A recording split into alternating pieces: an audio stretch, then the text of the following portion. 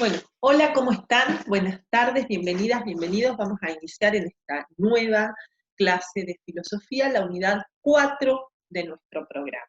En esta nueva unidad que iniciamos hoy, vamos a abordar dos preguntas o dos problemas filosóficos que los abordamos juntos en la misma unidad porque son como diferentes aspectos o diferentes cuestiones que están de alguna manera muy relacionadas y muy vinculadas. Estamos hablando de la pregunta ética y de la pregunta política. Vamos a empezar en estas primeras clases a trabajar con la cuestión ética y después en otras clases, en las clases siguientes de la unidad 4, vamos a abordar el problema político.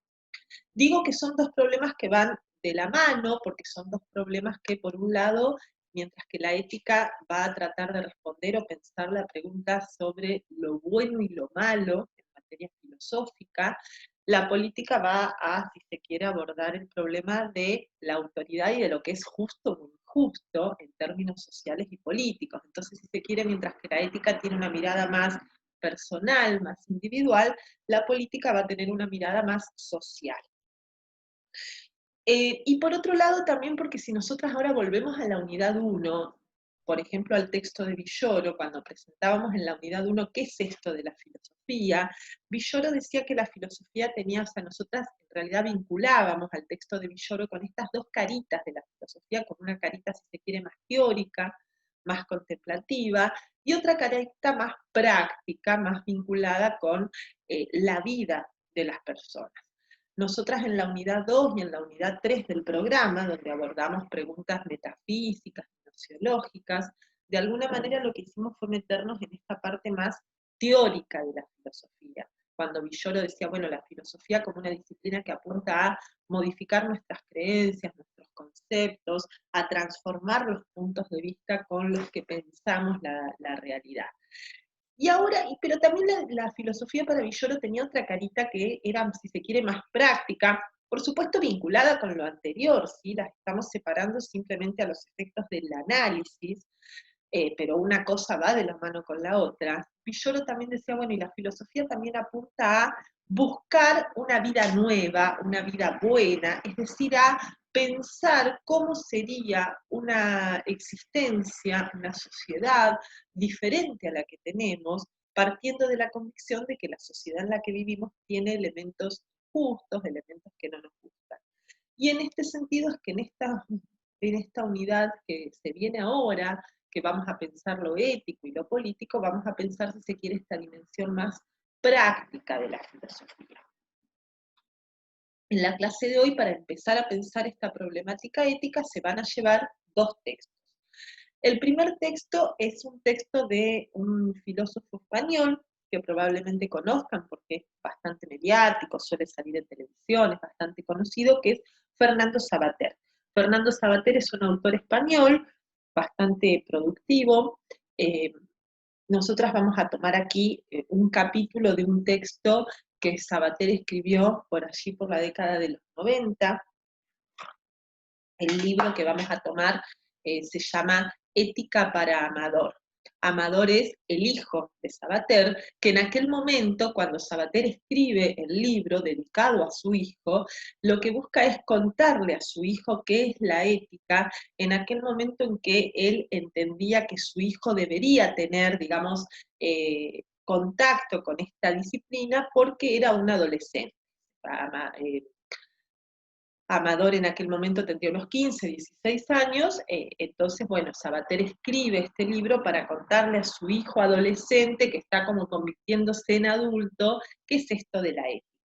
En el título del libro también de alguna manera Savater está como homenajeando o copiando a Aristóteles, porque bueno, el texto más famoso de ética aristotélica es la Ética a Nicómaco, y Nicómaco precisamente era el hijo de Aristóteles.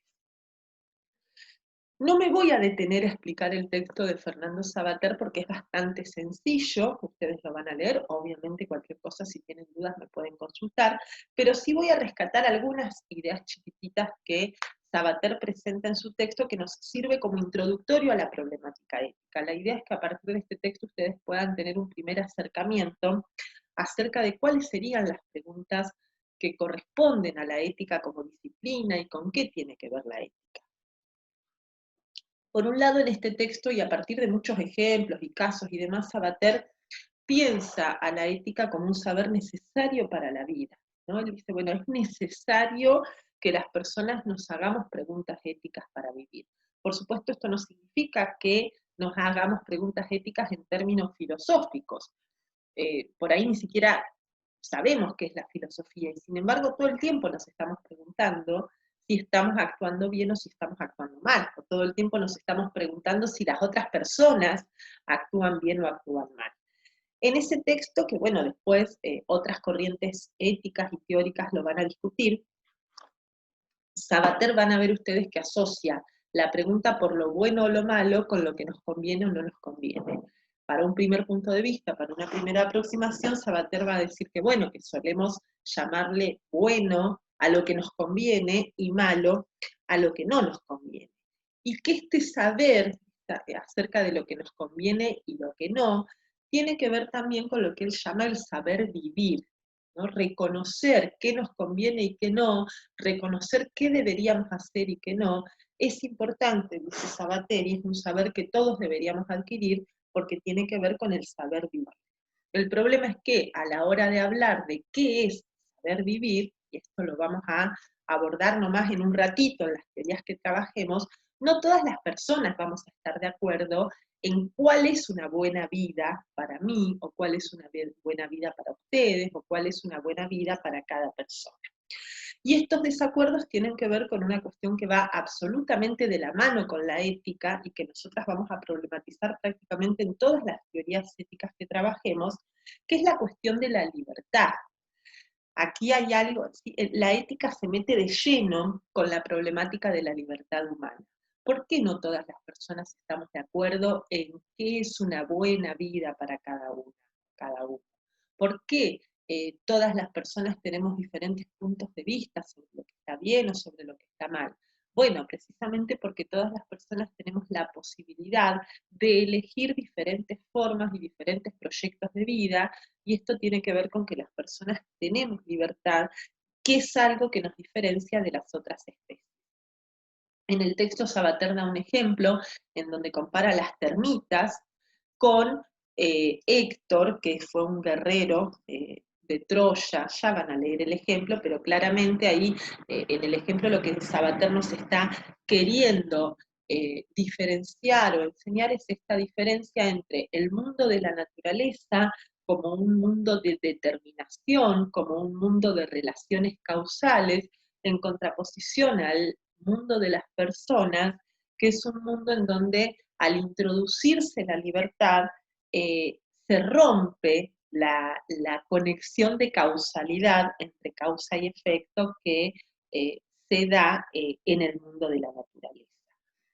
A ver, dicho esto con un ejemplo, si en este momento, qué sé yo, se cae un almohadón de los que tengo ahí atrás y me pega, yo no me voy a enojar con el almohadón, porque, qué sé yo, se supone que el almohadón se cayó por algo, qué sé yo, hay algo que lo empujó, hay algo que lo hizo caer, el almohadón no eligió pegarme. En cambio, si en este momento entra mi en alguno de mis hijos, y me pega, yo ahí sí me voy a enojar con mi hijo. ¿Por qué me enojo con mi hijo que me pegó y no me enojo con el almohadón que me pegó?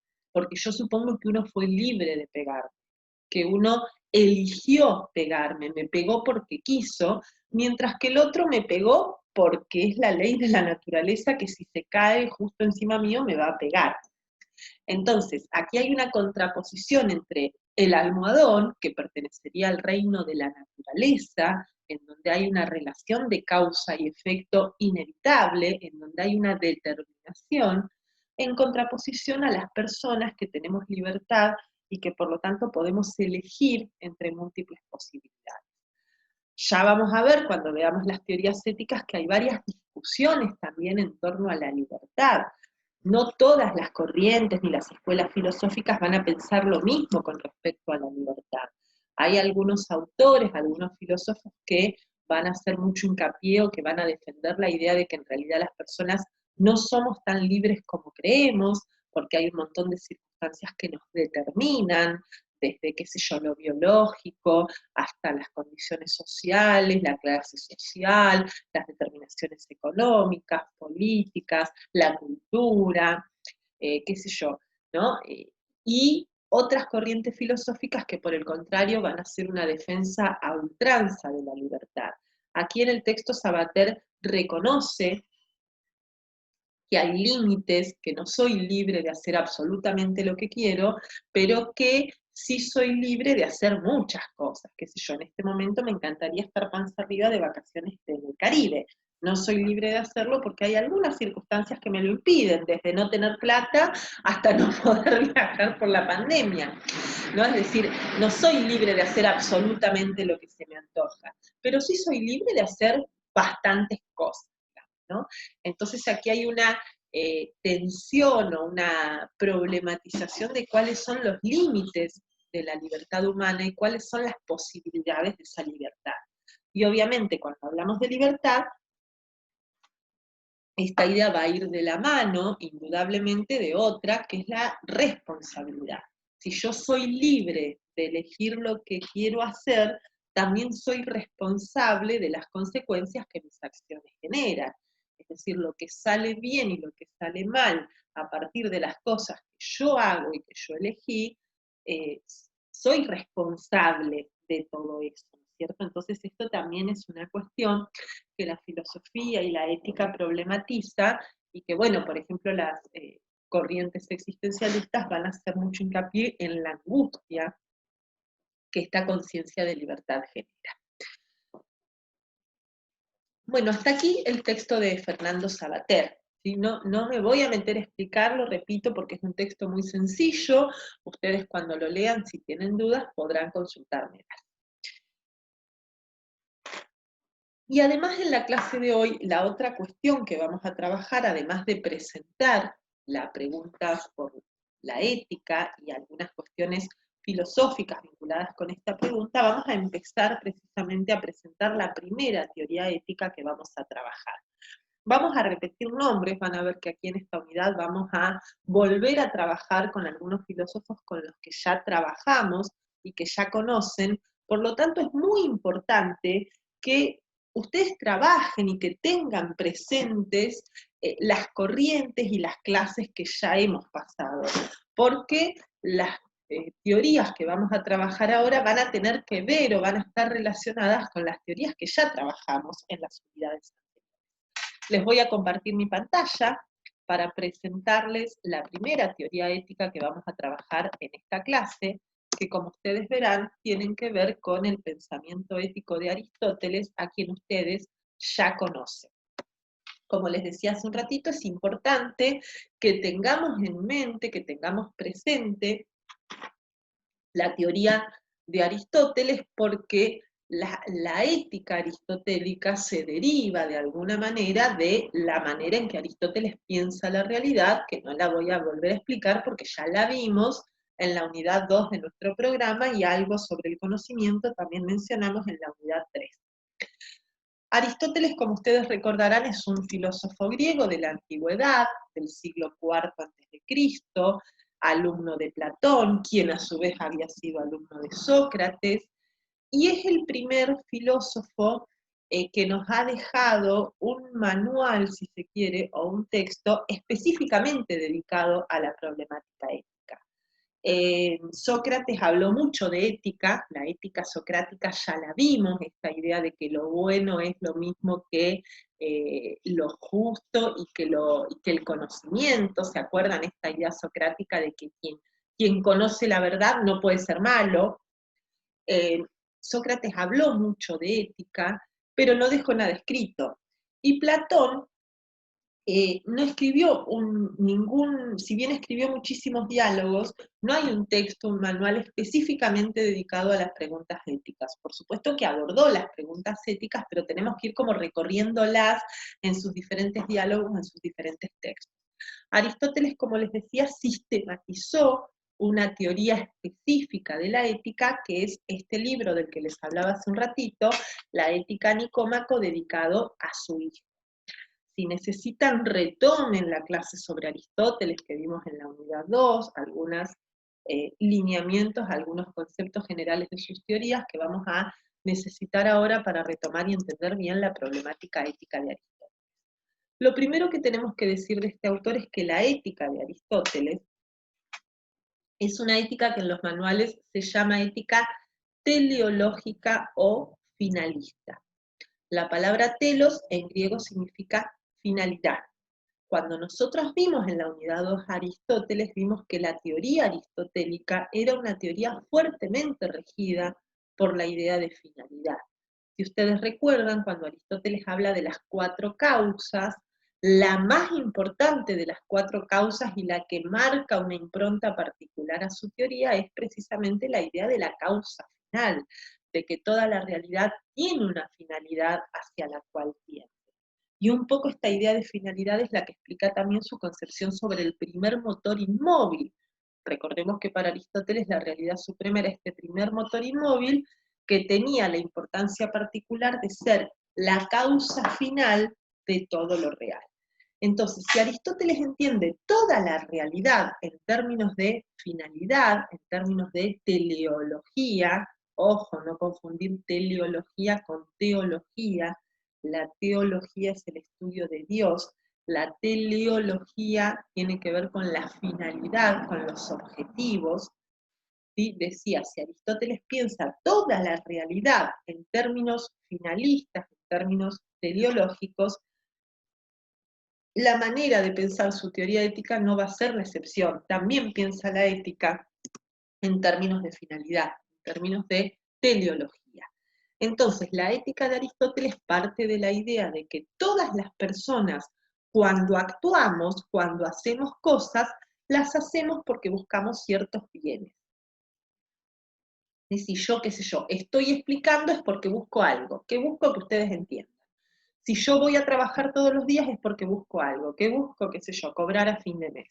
Si yo, no sé, educo a mis hijos, los hago por algo. ¿Para qué? Para que el día de mañana sean, no sé, pónganle, buenas personas, qué sé yo. No todo lo que hacemos en la vida es porque persigue una finalidad, y esa finalidad que perseguimos la perseguimos porque la consideramos un bien, el sueldo a fin de mes, el que mis hijos sean buenas personas, o que mis estudiantes entiendan, siendo que yo soy docente y me pagan para que ustedes entiendan, digamos, son finalidades que se buscan porque se consideran que son bienes, si las consideráramos malas, no las buscaríamos. Fíjense aquí la diferencia con Platón. Mientras que Platón tiene una idea de bien, recuerden que para Platón el bien es la realidad suprema, la única, aquí Aristóteles está reconociendo la existencia de múltiples bienes. Todas las acciones humanas persiguen bienes, persiguen fines. Esos fines son precisamente bienes. Ahora bien, hay que distinguir entre los bienes que buscamos porque son medios para otra cosa y los fines que buscamos porque son fines en sí mismos. ¿No? Yo puedo buscar, no sé, el ejemplo que les decía recién, trabajo porque quiero cobrar a fin de mes, pero el dinero de mi sueldo a su vez es un bien que es un medio para hacer otras cosas, qué sé yo, quiero cobrar porque me quiero comprar comida, o quiero cobrar porque quiero ahorrar para irme al Caribe, o quiero ahorrar porque, no sé, o quiero cobrar porque, no sé, necesito comprarme, no sé, un pantalón.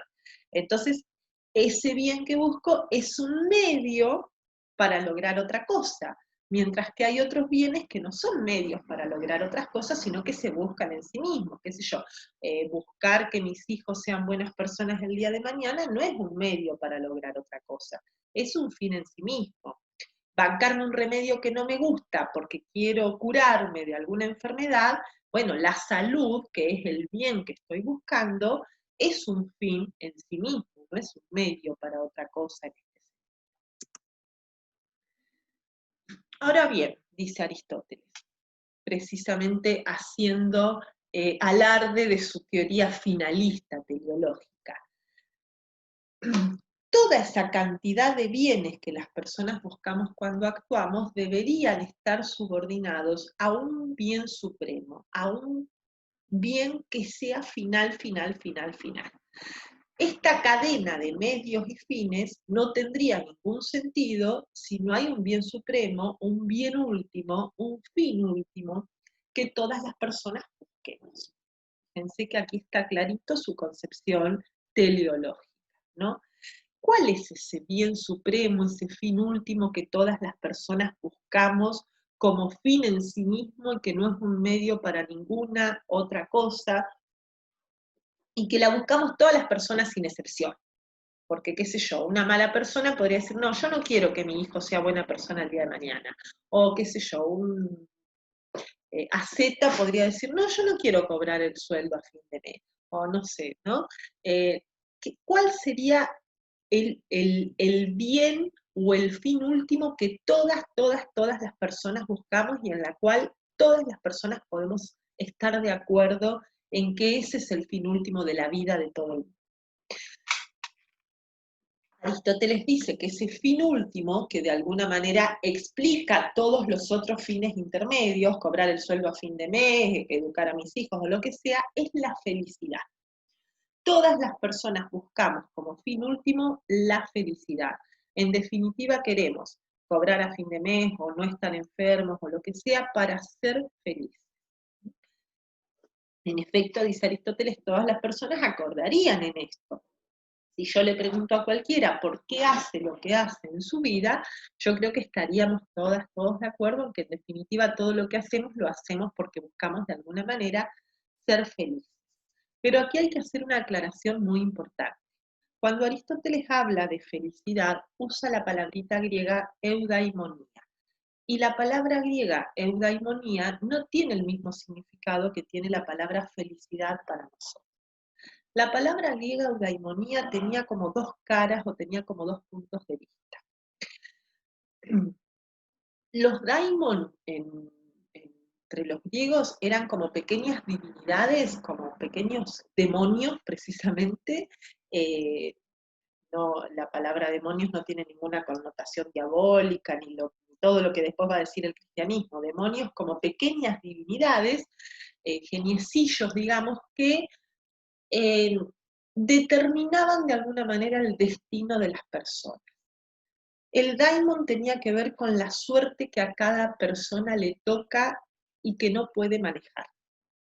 Qué sé yo no elijo nacer en una familia o en otra. Yo no elijo nacer en una cultura o en otra. Si yo, qué sé yo, padezco una enfermedad, qué sé yo, no sé, soy diabética, yo no elegí ser diabética. Eso que me tocó como destino, que yo no elegí, entre los griegos estaban determinados por los daimon. Entonces la eudaimonía, que en realidad la traducción más adecuada no es la traducción de felicidad, como suele aparecer en muchos manuales, sino eudaimonía se traduce como buen vivir, como buena vida. La eudaimonía tenía que ver entonces con dos cosas. Por un lado, con esto que decimos con los daimon, con lo que me tocó en suerte, con lo que me tocó como destino, y por otro lado tenía que ver ahí sí con mi libertad, con lo que yo elegía, con lo que yo hago con mi vida para ser feliz. Entonces la palabra eudaimonía nos indica que para Aristóteles la felicidad tiene que ver, por un lado, con lo que las personas hacemos de nuestra vida para ser felices, y por otro lado, con lo que nos tocó en suerte. Aristóteles cree que, por ejemplo, una persona que no tiene ni para comer es una persona que no está en condiciones de ser feliz. Y no está en condiciones de ser feliz precisamente porque los daimon no se los permitieron, ¿no? Ahí hay una cuestión muy vinculada también a las creencias antiguas con respecto a la naturaleza, ¿no es cierto? La eudaimonía no estaba para Aristóteles al alcance de cualquier persona. No cualquier persona estaba en condiciones de buscar la felicidad, porque había personas a las cuales los daimon no le habían permitido ser felices porque estaban enfermas, o porque eran extremadamente pobres, o porque vivían alguna circunstancia que las perjudicaba y que no les impedía, que no les permitía, perdón, ser felices. Entonces, la eudaimonía tiene que ver con las dos cosas. Por un lado, con la posibilidad de haber sido favorecida o favorecido por los daimon para buscar la felicidad, y por otro lado, con efectivamente buscarla. Yo puedo haber sido favorecida por los daimon, pero después no hacer nada para ser feliz, por lo tanto no buscarla. Entonces, el fin último de la vida es la felicidad, pero que quede claro esto, en la teoría aristotélica, no todas las personas estarían en condiciones de buscar la felicidad porque hay circunstancias que escapan a las posibilidades humanas y que no permitirían que ciertas personas busquen la felicidad. Una vez que todo el mundo está de acuerdo en que efectivamente el fin último que perseguimos cuando actuamos es la felicidad, viene un problema a continuación, ¿no? Sí, es cierto, todas las personas buscamos ser felices, pero ahora viene la pregunta difícil, ¿en qué consiste ser feliz? ¿Cuál es el estilo de vida que me permite ser feliz? ¿Sí? Y si en la primera respuesta estábamos todos de acuerdo, todo el mundo vive para ser feliz, en la segunda no estamos todos de acuerdo. Cuando nos empiezan a preguntar, bueno, ¿y en qué consiste la felicidad? ¿Cuál será el modo de vida más adecuado, más apto para buscar esa felicidad? Ahí es donde las respuestas empiezan como a diferir, a diferenciarse entre una persona y otra.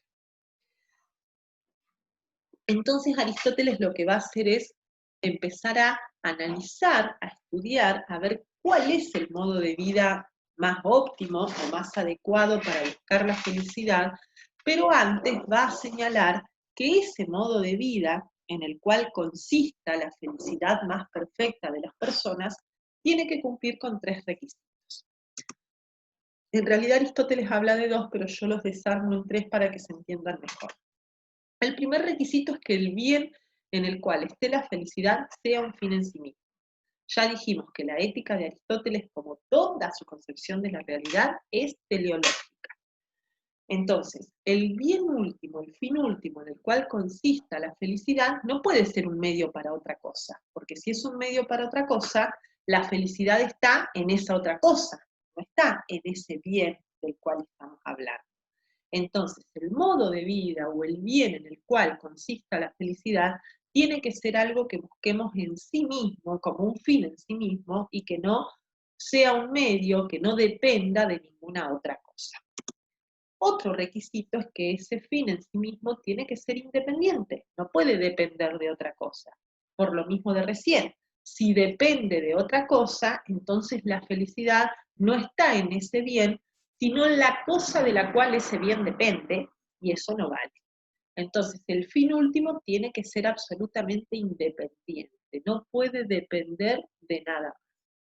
Y el tercer requisito es que ese fin último tiene que estar relacionado con lo más perfecto que las personas tenemos. Y hay una cuestión muy lógica de Aristóteles, ¿no? Aristóteles dice, bueno, si las personas para ser felices nos alcanza con lo menos perfecto, la naturaleza nos dio lo más perfecto al pedo. No digan que yo digo estas cosas en casa, pero nos dio lo más, ¿para qué queremos tener características más perfectas si con las menos perfectas nos alcanzaría para ser felices? La felicidad tiene que estar relacionada necesariamente con las facultades más perfectas, con lo mejor que las personas tenemos, porque por algo lo tenemos. Teniendo en cuenta estos 3 requisitos, Aristóteles va a comenzar a analizar las 3 respuestas más importantes que la mayoría de la gente de la polis de su época daba a la pregunta acerca de cuál es el estilo de vida más adecuado, más copado, mejor para buscar la felicidad. ¿En qué forma de vida puede estar? Aristóteles va analizando las respuestas más importantes y va viendo si en esa forma de vida puede o no estar la felicidad que él busca, el fin último. La primera forma de vida que Aristóteles analiza es la de los placeres sensibles. Es decir, Aristóteles dice, algunas personas creen que la perfecta felicidad, que la mejor vida posible de las personas es una vida de placeres, qué sé yo, pasarla bien, comer rico, tomar vinos ricos, ¿no? Estar con, no sé, estar de fiesta todos los días, ¿no? Pasarla bien, digamos, una vida en donde les demos bolilla a los placeres del cuerpo. Aristóteles dice que los placeres sensibles no pueden ser el fin último que él busca, porque los placeres sensibles, fundamentalmente, y el principal defecto que tienen es que no están relacionados con lo más perfecto. Los placeres sensibles están relacionados con el cuerpo y eh, precisamente no cumplen con el requisito de estar relacionados con lo más perfecto, porque las personas tenemos la racionalidad que es más perfecta que el cuerpo. Si para ser felices nos alcanzara con el cuerpo, seríamos animales, no seríamos personas. Digamos, no tendría sentido tener facultades superiores si la felicidad puede estar en una facultad inferior. Por otro lado, también Aristóteles descarta este modo de vida porque no cumple con el requisito de la independencia. Vivir una vida de placeres sensibles es depender del objeto de mi placer. Si a mí me da placer, qué sé yo, determinada droga, yo dependo de la presencia de esa droga para ser feliz y por lo tanto no cumple con el criterio de independencia que Aristóteles había señalado. Pero en realidad el motivo más importante que nos lleva a descartar la vida de placeres sensibles tiene que ver con el tema de que los placeres sensibles no están relacionados con lo más perfecto que las personas tenemos. La segunda respuesta que Aristóteles analiza es la respuesta que vincula a la felicidad con la fama, con los honores. Esta era una respuesta muy propia de los guerreros o de los participantes en los Juegos Olímpicos, ¿no? De los ciudadanos de la polis que buscaban fama, que buscaban honores, que buscaban muchos likes, muchos me gusta, ¿no? Muchos, ¿cómo se llama? Los retweets, ¿no? Buscaban el reconocimiento de las otras gentes, buscaban ser famosos, buscaban que el resto de su polis los homenajeara o los reconociera como personas, digamos, importantes en la comunidad. Aristóteles dice que este modo de vida tampoco puede ser el fin último o el bien último que está buscando, porque no cumple fundamentalmente con el requisito de la independencia. La fama o los honores no dependen de lo que yo haga, sino que dependen de lo que las otras personas crean con respecto a lo que yo hago, ¿no? Y muchas veces yo puedo hacer algo muy bueno y si nadie se entera no voy a ser famosa, o al revés, o me puedo hacer famosa sin querer, haciendo algo que no esperaba que me volviera famosa. Entonces, la fama y los honores, así como me los dan, me los pueden quitar, es algo que no depende de mí y por lo tanto no cumple con el requisito de la independencia que Aristóteles señala. Y el tercer modo de vida que Aristóteles analiza es el modo de vida que tiene que ver con creer que la felicidad está en la riqueza, que está en la cantidad de posesiones, de bienes, de pertenencias que una persona posea. Aristóteles dice que en este tercer modo de vida tampoco puede radicar la felicidad última, porque la riqueza en última instancia son un medio, no cumplen con el otro requisito, con el de ser un fin en sí mismo. Yo no quiero tener plata para tenerla guardada y mirarla qué linda que es. Los bienes o las riquezas las quiero para poder acceder a otros bienes. Entonces la riqueza en sí misma no es un fin último, sino que es un medio para acceder a otros bienes. Antes de seguir, una aclaración importante. Lo que Aristóteles está diciendo de estos tres modos de vida es que no pueden ser el fin último que él está buscando. Ninguno de estos tres modos de vida puede ser el objetivo último de la vida de una persona. Aristóteles no está diciendo en ningún momento que esté mal buscar placeres sensibles, que esté mal buscar fama y honores o que esté mal buscar riquezas. Aristóteles cree que está bien buscar estos bienes, pero lo que está mal es convertir a la búsqueda de esos bienes en el fin último de la vida. No puede estar en la búsqueda de esos bienes el fin último de la vida de una persona, lo que no significa que una persona no pueda preocuparse por buscar esos bienes. Por lo tanto, si la felicidad última no está en ninguna de estas tres formas de vida, Aristóteles se va a preguntar a dónde está y va a responder que está en la arete. La arete es la palabrita griega que normalmente traducimos como perfección, como virtud. Está en la arete, en la perfección, en la virtud propia del hombre. Y lo más propio del hombre la virtud más perfecta que el hombre tiene es precisamente la razón. Entonces, el modo de vida más adecuado para buscar la arete, la eudaimonía, para buscar la felicidad, tiene que estar en el desarrollo de la razón, que es la capacidad más perfecta que las personas tienen. Ahora bien, para Aristóteles, el alma humana está compuesta por diferentes partes. Está compuesta por una parte racional, por la razón, pero también está compuesta por una parte irracional.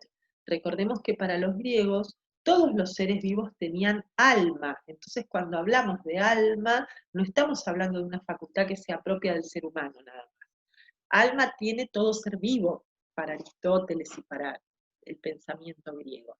Entonces, para Aristóteles, el alma humana tenía la particularidad de estar formada como por dos partes diferentes. Una parte irracional, que era la parte del alma que compartimos con los otros seres vivos, la parte del alma que busca placeres sensibles, la parte del alma que nos permite alimentarnos, que nos permite, qué sé yo, vivir, y por otro lado la parte del alma racional, que tiene que ver ya con la particularidad del ser humano que lo diferencia de las otras especies animales. Como Aristóteles reconoce estas diferentes partes del alma, va a decir entonces que la arete, que la perfección propia del ser humano, va a estar en el desarrollo de dos tipos de virtudes. Aristóteles habla de virtudes éticas y de virtudes dianoéticas. Las virtudes éticas, que son las que vamos a comenzar a explicar aquí, tienen que ver con, y de hecho son las más importantes, digamos, en las que más nos vamos a detener porque son precisamente las que más tienen que ver con el pensamiento ético de Aristóteles, tienen que ver con la posibilidad de que en las personas la parte racional del alma sea la que domine, sea la que mande, sea la que ejerza el control por sobre la parte irracional. Aristóteles da en la Ética a Nicómaco una definición muy rica y muy significativa de virtudes éticas que tiene un montón de elementos para analizar. Ustedes en el texto van a encontrar la definición completa y después van a encontrar el desarme de esa definición, que es lo que vamos a hacer aquí. Lo primero que dice Aristóteles es que las virtudes éticas son un hábito. ¿Qué significa que son un hábito?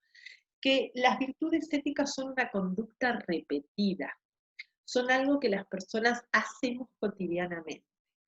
Una conducta es virtuosa cuando una persona la ejerce siempre. Si yo una vez en mi vida fui generosa, nadie va a decir que soy una persona generosa. La gente va a decir que yo soy una persona generosa cuando yo habitualmente en mi vida me comporto de forma generosa. Entonces la virtud es un hábito. Y es un hábito que se construye. Aquí Aristóteles le da central importancia a la educación. Para construir la conducta virtuosa hay que ser educados para construir esa conducta. Porque no, la virtud no es una conducta que las personas tengamos por naturaleza. No nacemos siendo virtuosos. Tenemos que construir la virtud en nuestra vida cotidiana y en el marco de la polis. Por otro lado, es un hábito, dice Aristóteles, de elección. ¿Qué significa que es un hábito de elección? Que la virtud tiene gracia cuando es libre. Recién cuando hablamos de Sabater hablamos de la importancia de la libertad para la ética. No tiene gracia ser virtuosa cuando me están obligando a hacerlo, ¿no? No tiene gracia, qué sé yo, decirle gracias a la señora, como le hacen a los niños y a las niñas, porque está la mamá y decirle gracias a la señora. Entonces el nene, gracias, y todo, ¡ay, qué educado que es! No, el nene no es educado, el nene tiene miedo de que la madre lo mate si no le dice gracias a la señora. La conducta virtuosa tiene gracia, es realmente virtuosa, cuando es resultado de una libre elección, es decir, cuando yo me comporto en forma virtuosa porque quiero, porque lo elijo, y no porque me están coaccionando, porque me están obligando a ser virtuosa. Y aquí está lo más importante de Aristóteles. La virtud ética consiste en un justo medio entre dos extremos. Aristóteles dice que la conducta virtuosa es un justo medio entre lo que él llama el exceso y el defecto. A ver, algún ejemplo para que ustedes entiendan. Dijimos que las virtudes éticas tenían que ver con la relación entre la razón y la parte más irracional del alma. Volvamos a los modos de vida que analizamos hace un ratito para tratar de entender esta idea de justo medio.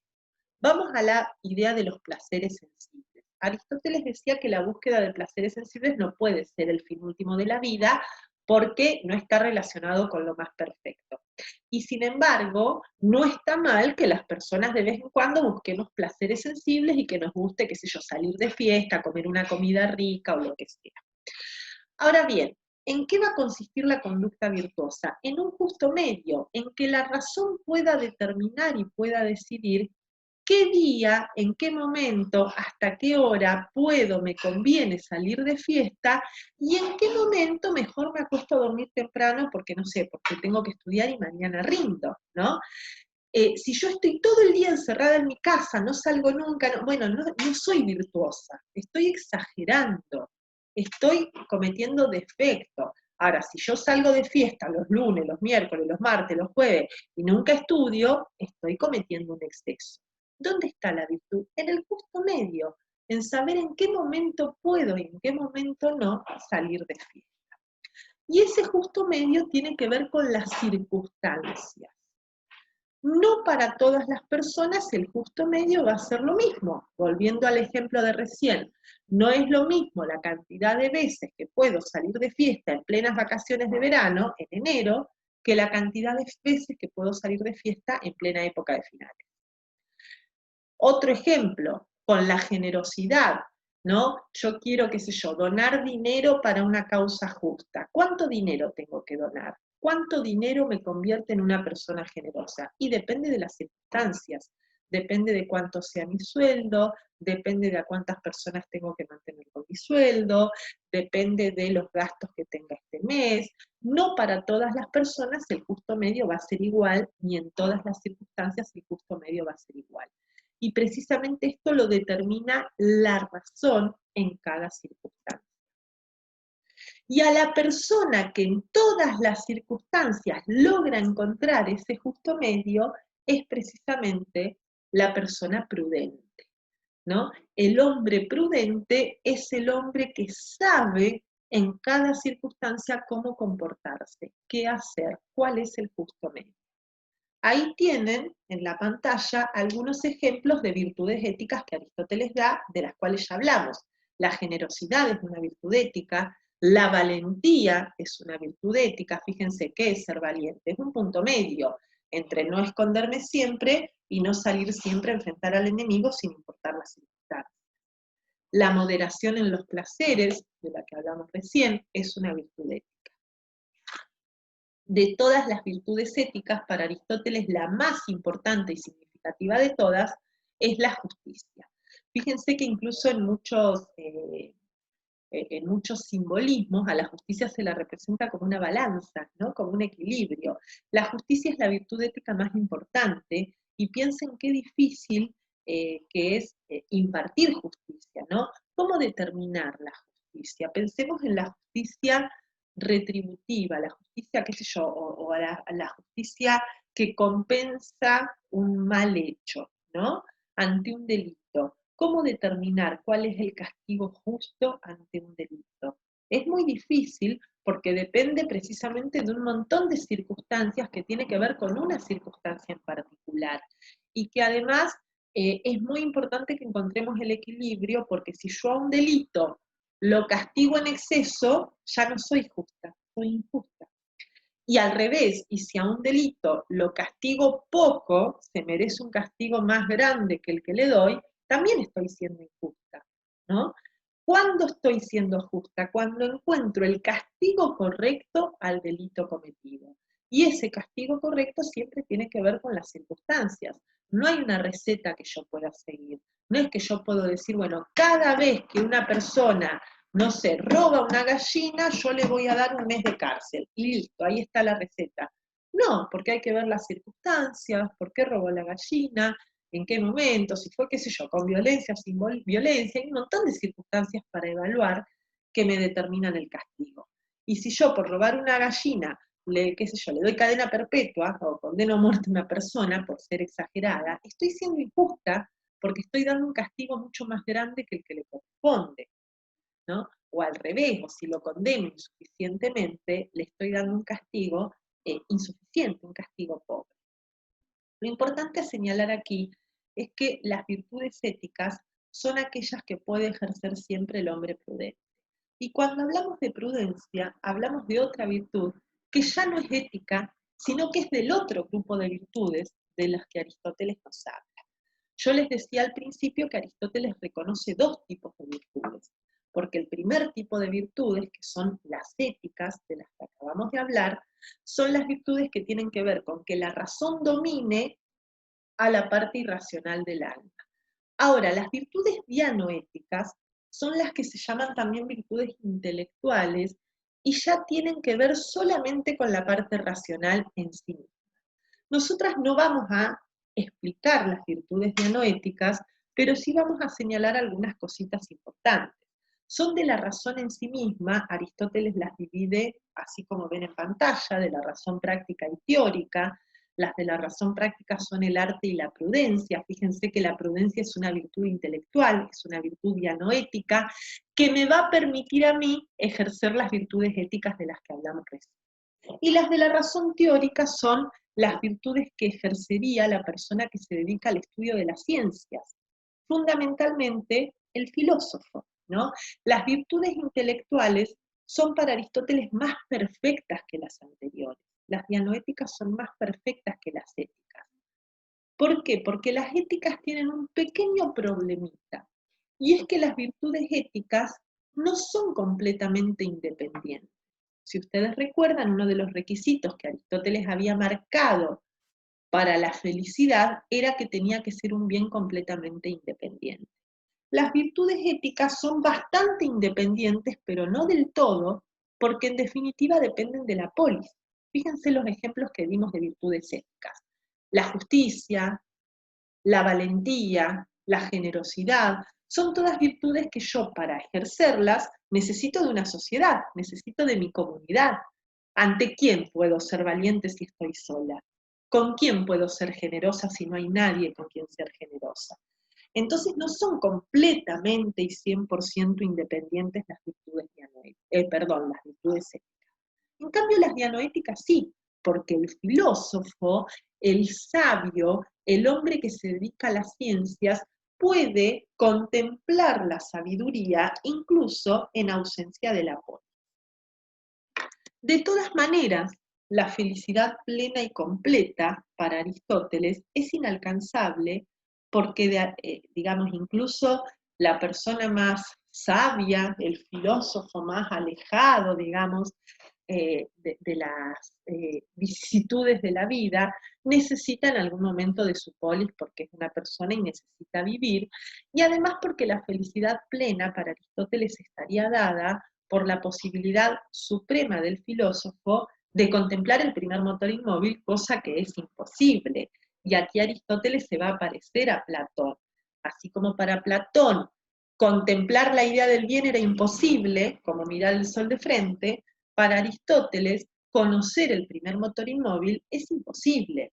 El filósofo es quien más se acerca, es quien más próximo está a la contemplación del primer motor inmóvil, pero no puede tampoco alcanzarlo plenamente. Entonces, la felicidad suprema, óptima, perfecta, es inalcanzable para las personas en esta vida en donde estamos sujetos a las imperfecciones y a los sufrimientos que la vida nos genera. Podemos aproximarnos lo más que podamos a esa felicidad perfecta, y el personaje de la polis que, digamos, más cerca estaría de esa felicidad es el filósofo.